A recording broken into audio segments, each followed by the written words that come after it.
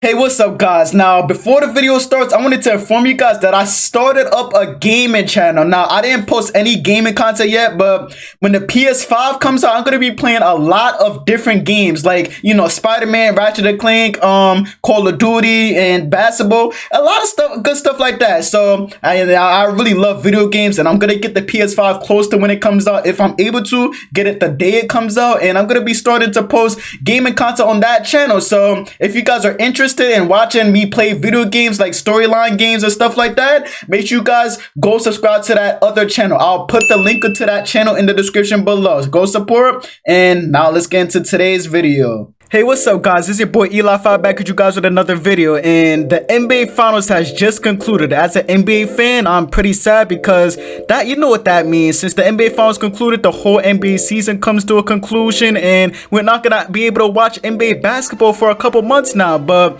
we gotta respect greatness as to what is due. The Lakers came out on top against the Miami Heat as expected. The Lakers were expected to make the finals ever since the Clippers got bounced out the second round. LeBron James finally got his fourth long-awaited ring. He really deserves it. He's been through a lot with the Warriors, and you already know he deserves that fourth ring. And Anthony Davis won his first ring. Shout out to him. Shout out to the whole Lakers organization and franchise for winning their 17th ring in franchise history, tying the Boston Celtics for the franchise to have the most championships of all time in NBA history. And most importantly, the Lakers did it for Kobe, man. Shout out to y'all. Now, since this NBA season has concluded, I have a lot of things on my mind, but the main thing I want to talk about is the fact that I really don't know if the NBA is gonna be in session in the NBA bubble next season. Do you guys think that the NBA bubble is still gonna be a thing next season, or do you guys think they're gonna do what the NFL is doing, play in their home arenas with no fans at all? I really don't know what they're gonna do, but they're gonna have to come up with something fast because December is gonna come here before we know it. And let's go. I just want NBA basketball to come back, man. For real. I know the season just ended, but I miss it already, man.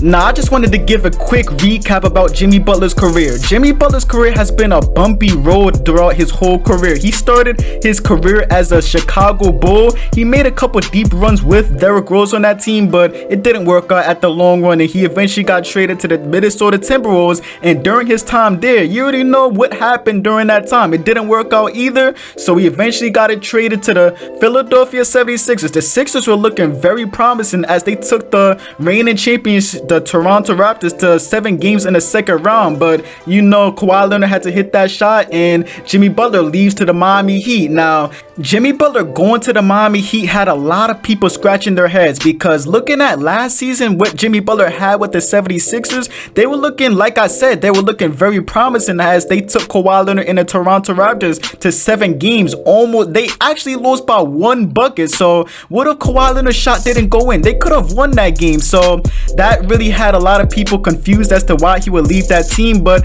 at the end of the day, looking at this season, it paid off because at the end of the day, he went to the finals with the Miami Heat, and the Miami Heat has a promising future. And the Philadelphia 76ers, they're not looking too hot. I'm sorry, but the Milwaukee Bucks were expected to make the NBA Finals and coming out the East out of every other team in the Eastern Conference. But the Miami Heat came in, shut that narrative down, and they ended up making the NBA Finals instead.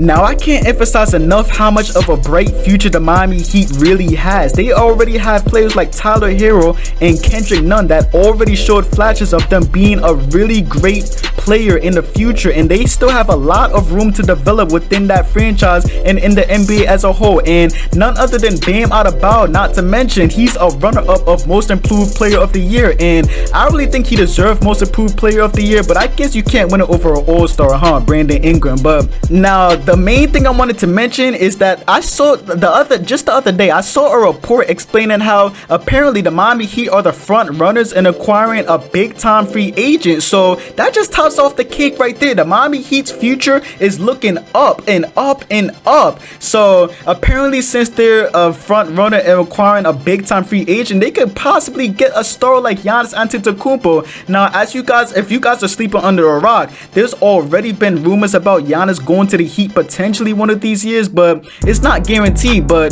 despite seeing that report, it can happen. You never know. We just gotta wait and see. But if it's not Giannis Antetokounmpo, they can get some other stars out there that's looking to join the Miami Heat. But you really gotta give them props. The Miami Heat were not a playoff team last season, and they really improved in a matter of one season. Like, that's amazing. Now, you always got to keep this in perspective. The top free agent going to the Miami Heat, like a potential superstar going there, it can also be a bad thing too, because like I've already said in a numerous amount of times in my past videos, a lot of my past videos, it doesn't matter the big names. It doesn't matter the exact player you get. The only thing that matters the most is if that same player is able to play as a team consistently in order to win basketball games consistently, in order to lead up to the NBA championship that the Heat are looking for. Obviously, acquiring these big players is nice, but it's not going to be enough if you don't win that championship. Like, for example, now you see how Kawhi Leonard and Paul George went to the Clippers, and everybody thought that they were going to win an NBA championship the minute that they got there. Now, you already saw how that turned out. They went there, they had high expectations, and they ended up with the early second round exit, blowing the 3-1 lead. So it doesn't matter the big names you get. It matters if the chemistry is on point and if you're able to play as a team, as a collective group. So in regards to the Heat season and the Heat's future, the Miami Heat should definitely keep their pieces, develop Tyler Hero and Kendrick Nunn some more, and get trade for better players that fits their system collectively and calmly. And you see where the future goes. And maybe they can win a championship this decade. Maybe they'll be the top dogs in this decade. You never know. We're just gonna have to wait and see.